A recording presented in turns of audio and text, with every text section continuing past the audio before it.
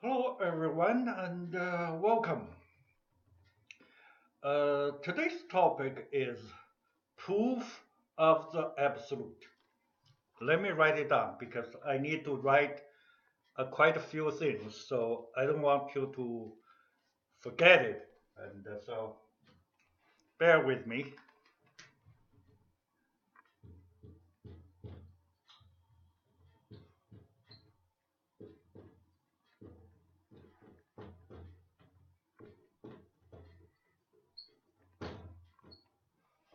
All right? Proof of the absolute. Why I say, or I didn't say, the existence, oh, sorry. I didn't say the existence of the absolute. There's a reason, all right? The existence of the absolute, it's, it does not exist in the sense of the world, our world.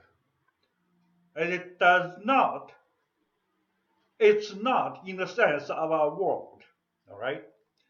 It's not in the sense of only inside our mind. It's another sense. What sense it is, you understand when I explain it. All right? Okay.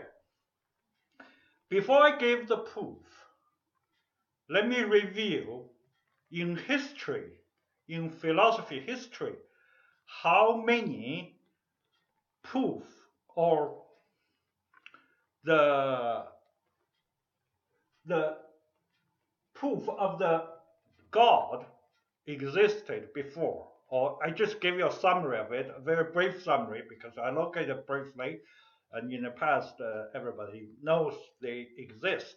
They are there, and just I gave you a summary of it. Then I'll go on to give the proof, my new proof of the absolute. All right, the absolute is, if you are a religious person, or if you say it from the religious point of view, you can say it's a God. It's the God. You can say that. I can say the absolute is the God. But let me expand it later.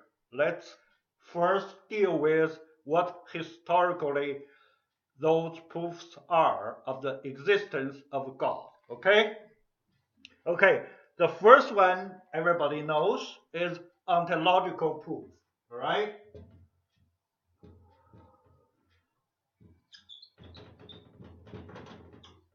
So this is not very. All right? Ontological proof. All right? If you can see it, barely. Okay, next time probably it's better. Uh, the ontological proof basically it's a priori proof or deductive proof. It uses results, whatever followed from a deduction, and trace back to its root. That's a priori or it's a premise.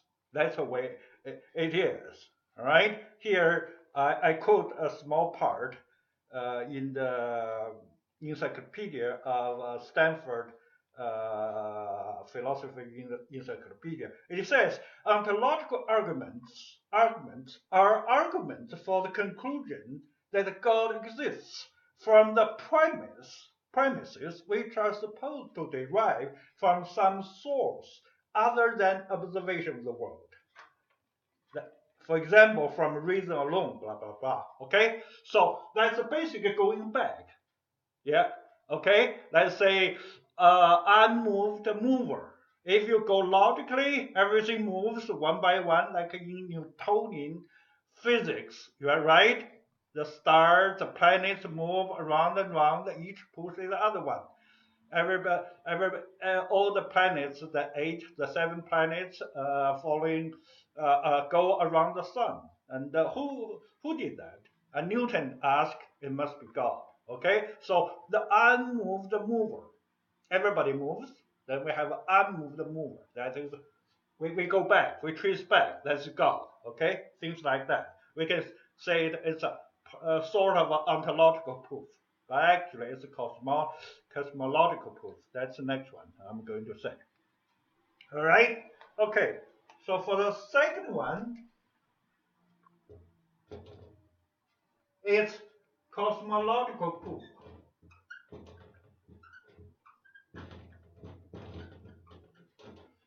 Second one is a cosmological proof. All right. This proof basically is saying that, let me quote here, okay? There's a contingent being in our world everywhere, right? Everything is just happened by chance. That's called contingent, right? Okay. It says a contingent being, a being that if it exists, it could have not existed or could cease to exist. Yeah, right? That's the idea, all right? This contingent being, that's number two, has a cause of explanation for its existence, right? Number three, the cause of that explanation for its existence is something other than the contingent being itself. That's obvious. Number four, what cause or explains the existence of that contingent being must either be solely other contingent beings or include a non-contingent or necessary being. All right. Next one. 5. Contingent being alone cannot provide an adequate causal account or explanation for the existence of a contingent being. That is saying if the chain of causal mover one by one pushing one another cannot be always like that. It must have eventually have a necessary, as I mentioned in the first one, ontological proof. All right. Okay. So it says number 6. Therefore, what causes or explains the existence of this contingent being must include a non-contingent, that is, necessary being. 7. Conclusion. Therefore, a necessary being is a being such that if it exists, it cannot non-exist. That's the basic idea. Okay? So, in other words, it says in our world, there must exist some being which is not contingent. Not like the rest of the beings in our world, in our cosmos. All right? It doesn't have the property of being contingent. That's the idea. All right? Okay. So this one is a cosmological proof. All right? And then the third one is, in history, it's called teleological proof. Teleological proof. And for this one, many people are familiar with it. It comes from, the earliest is from Aristotle, right? Aristotle has 4 reasons for movement. One of them is teleological. The other 3, I think it's a formal reason, efficient reason, and whatever is a formal, efficient, teleological. I forgot the other one. So it's a phenomenological. Everything has a purpose. That's why things are falling down. According to Aristotle, it's because it has somewhere as a target or as a goal going there, so it falls down. That's everybody, from the things in heaven, everything on earth, everybody behave like that. Everything behave like that. That's Aristotle's view. So in recent times, if we see a lot of things like the structure of the eyes, both, or the structure of DNA, RNA, they are so refined, so delicate. It's hard to say that they come by chance. That's why creationism versus evolutionism always have a fight here, right? Because when people see clock, they know it's designed by people. If you just shake the box for all the parts, it's a very hard. How long does it take to shake into a watch? So people will really barely believe in that. That's why they believe in the creationism. That's the reason. Okay, so teleological view is a big branch of the for supporting God in the reason. All right. This is teleological reason proof.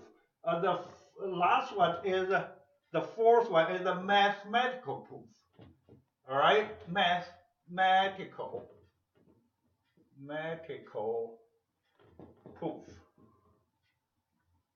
All right, and this is represented by Gödel. Okay, the guy who find the incomplete principles, 1, 2, things like that. All right, and that's basically saying in a formal system there are certain theorems cannot be proved.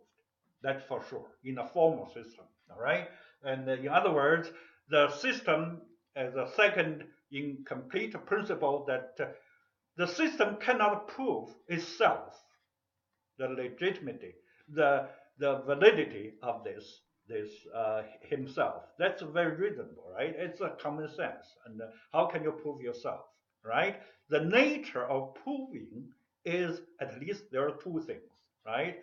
One is the target, with the method, at least, right? If the system tries to prove itself, there's only one. He cannot prove himself because it's against the rule of proving, right? You can see from that, all right? So historically, we normally have the 4, all right? The number 4 mathematical proof is mostly goes to the ontological proof, all right? Okay, if we look at those 4, what's the problem with these? Why after we gave so many philosophers, so many people gave the proof of God, but people still don't believe it? It's not very convincing, like we see 1 + 1 = 2, right? It's so obvious. So what's the problem? Okay, for the first one, ontological proof, because it's a priori proof. It means it's a necessary condition, right? When you know what a necessary condition means, right? Something if it's you see the ground is wet, you say it must rain before, must have rained before, right? You can say that, but somebody can throw water to it too, right? It can have other means to make it wet, right? So raining is necessary condition to make the ground wet, but it's not sufficient condition. I just want to make sure that you are familiar with that. That's it. The ontological proof, in essence, is necessary condition for the proving of the God. That's a problem. All right. Okay. Let's look at the cosmological proof. What's the problem with that? The problem with cosmological proof is that it's always a fact, existence of another fact. Remember I said it's a perfect being in our world, but it's still a fact, right? So it's still a necessary condition, but on an abstract level, it's not like the ontological proof. It's in the reason, all right? It's in the concept, okay? It's in our mind. But this one is in the world, is in reality, it's a fact, all right? But in nature, in essence, they are the two same. They are both necessary condition for the proving of the existence of God. Okay, that's a problem. All right, let's look at the number 3. What's the problem with the teleological proof?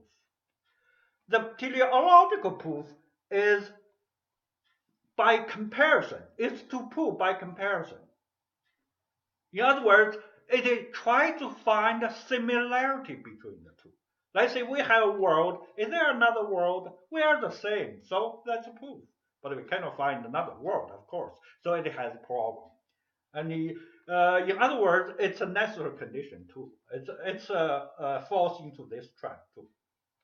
All right, it try to give a similar, give comparison, sort of from side point to prove the existence of God. So that's a problem. All right. Okay. So last one, mathematical proof. What's wrong with the mathematical proof? Mathematical proof by Gödel, it's also part of the ontological proof. So it's a necessary condition. Now, for example, the five premises or axioms from by Gödel, he doesn't define what is the positive quality. Or what do we mean by positive? Being positive. He never says that clearly. That's a problem. And also, by using mathematical proof, only you believe in the axiom or promise or premise, you can believe this conclusion. It says only if the premise or axioms are true, the theorems, the conclusions are must be true. But people ask, are the premises true?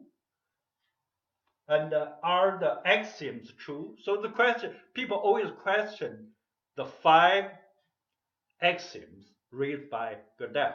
So that's a problem. Here's a problem. All right. Okay. So these are the four historical proof of the existence of God. It has a problem there. All right. Okay. Next, I'm going to say what's my proof for the proof of the absolute. All right. Now let's come to this part. All right. Let me just briefly erase here.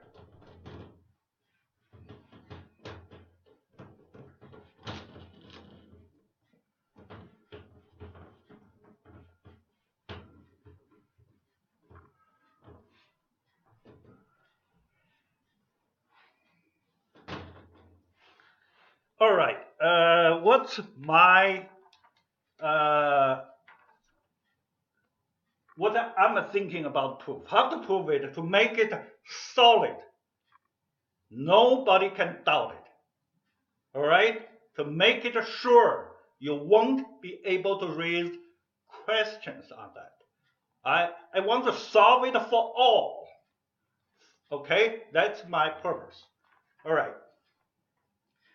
Still the same title, proof of the absolute. All right, still the same title. All right, number one.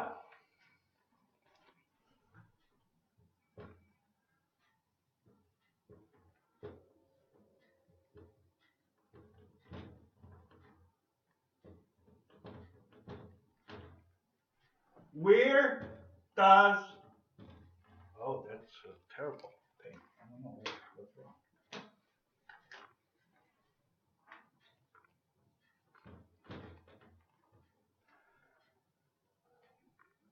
Where does limit or imperfection come from?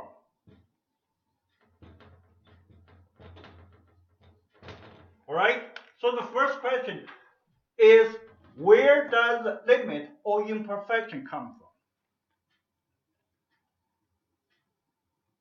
It comes from our world. We are not happy with a lot of things, right? You can only live, most people, less than 100 years. You wish life will be longer or forever. You think your girlfriend is not very beautiful, right? You wish you find an even more beautiful one, maybe. Or you think your money is too little. You hope to earn more, or whatever. Or you think your room is too cold or too hot. You think it's not perfect, right? So the limit or imperfection, everything comes from our world. Okay, so that's number one thing. All right, I just reiterate this part. All right.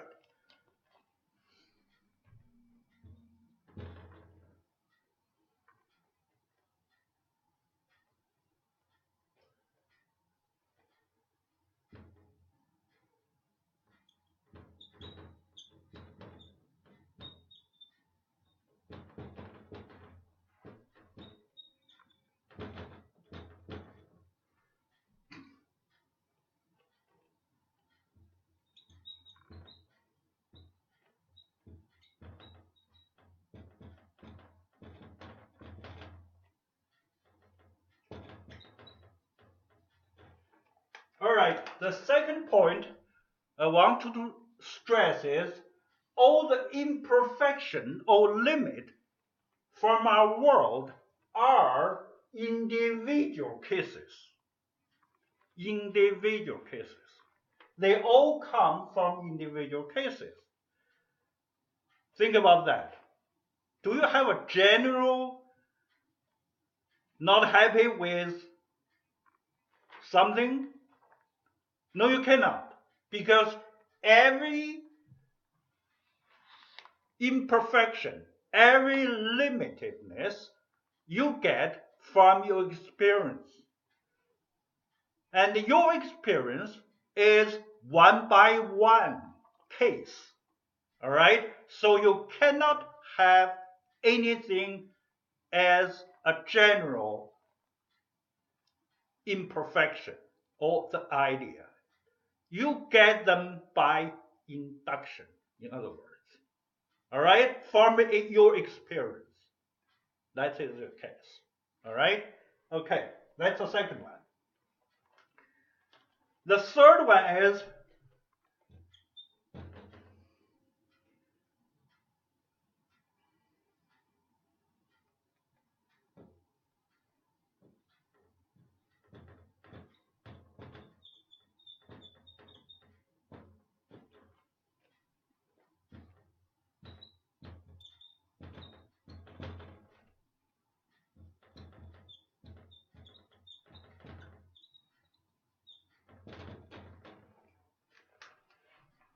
all the imperfection or limitedness by nature or in essence are contingent.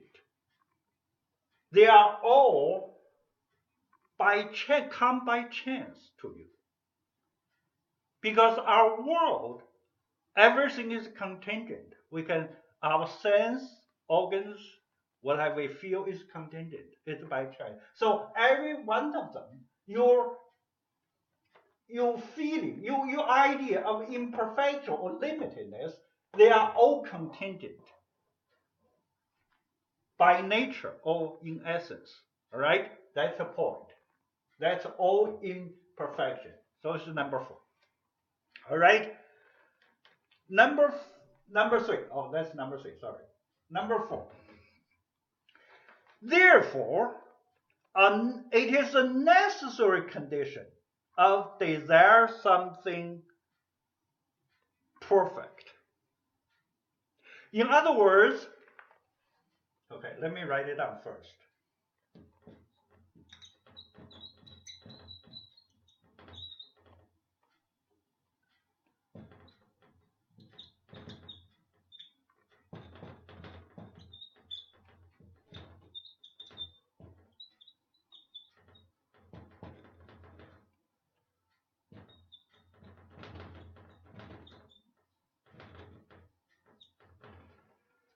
In other words, your idea for perfection, for limitedness, actually it's a necessary condition for perfection, for unlimitedness, for God. It's a necessary condition. It's not a sufficient condition. Because you ask in each case, a perfection, a limitedness, That's your desire. Your desire comes individual. You don't have a general idea of perfection. You cannot have it because you're all unsatisfied. You desire for better one. Every one of them comes from individual cases, from contingent effect in our world. That's a point. That's number 4. So they are by nature or in essence a necessary condition for perfection. They are not a sufficient condition for God. All right? Okay, that's number 4. Next one, number 5. So I can conclude we have no general or sufficient reason for perfection, for existence of God. We don't have it. That's the conclusion from number 5. It's, or you can call it, it's corollary in logic. It's a conclusion from that. Okay, let me write it down. Number 5. So no general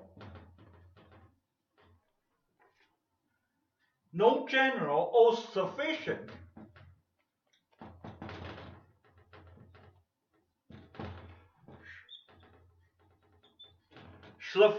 reason for perfection.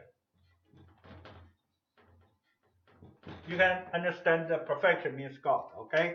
Means a limitedness or God, okay? Okay, that's number 5. It's a corollary from number 4, right? Number 6.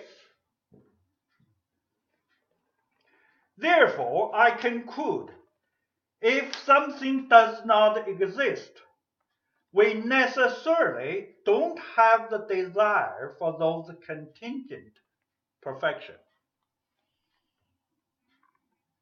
In other words, I'm telling you, if you don't have the limited age or money or your room or whatever, you are not happy with any friends, you won't have those desires for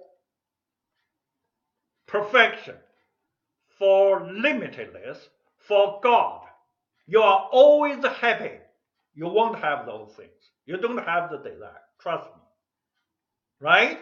Because the root of your desire, the root of your feeling limitedness, unhappy, is because you feel something imperfect, something having defect, something which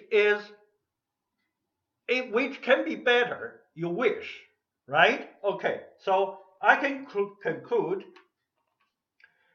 if something does not exist, we necessarily don't have desire for those contingent perfection. All right? Okay, so that is also from number 5. You can see the logic. All right? If something not exist,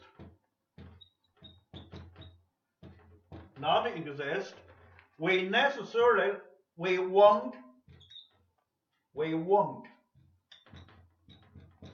have the idea of a God. In other words, all right,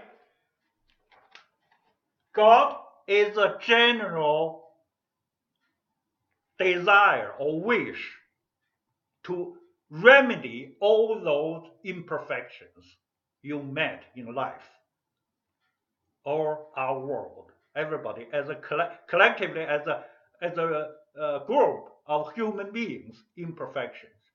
If we don't have experienced those things, we won't have those. All right? Okay. Number 7. next one. Number 6. If something not exist,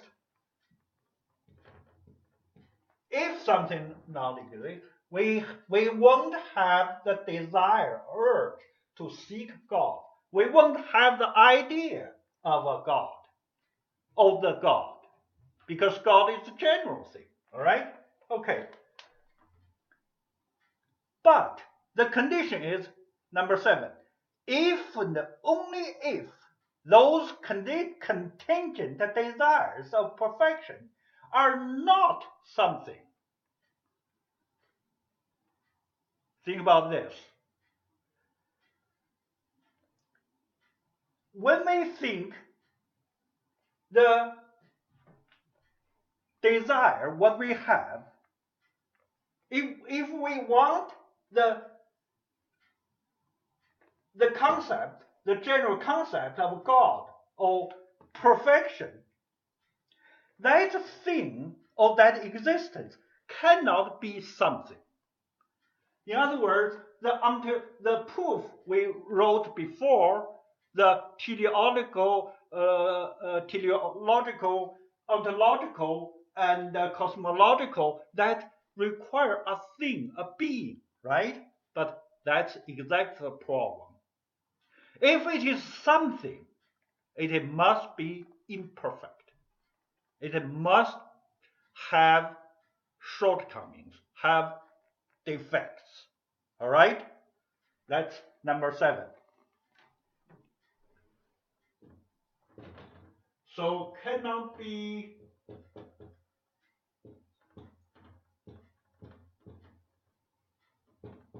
something. If that thing exists, if God exists, it cannot be something. Because if it's something, it must be imperfect. It must be like the rest of everything in the world. It's limited. All right? That's number 7. Number 8.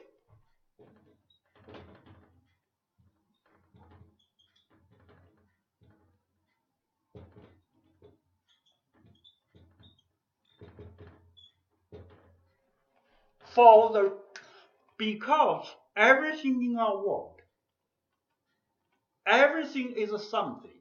So we thought if God is a being, is something, that's we are wrong. In other words, something must be relative. If there is something, that thing must be relative. It must be limited somehow. It must have defects, in other words. All right? Okay, now we come to the next one, number 9.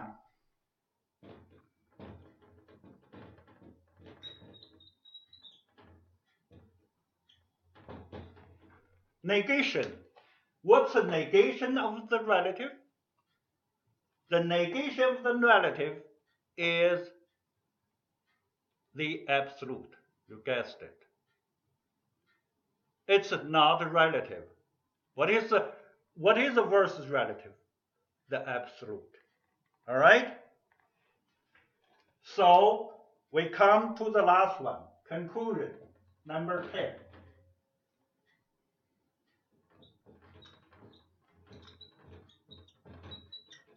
All right? The space is limited. I just read it. All right? I write here. Therefore, the absolute is the opposite of relative. The opposite of something. It's not even nothing, because nothing is a property of something. Analyze the word. Nothing, no thing, right? If there is no thing, how can you have nothing? If there is no something, how can you have nothing? So nothing is from something, right? Okay, if you don't have the concept of a thing, how can you have nothing? So it's not even nothing, all right? Okay, so what is the absolute? It is a start or the cause of something. So that's our conclusion. The absolute is the opposite of the relative. In other words, the absolute is God in religious terms. Think about the whole process, all right? So that's the end of my proof, all right? Thank you very much. I'll see you next time. Bye.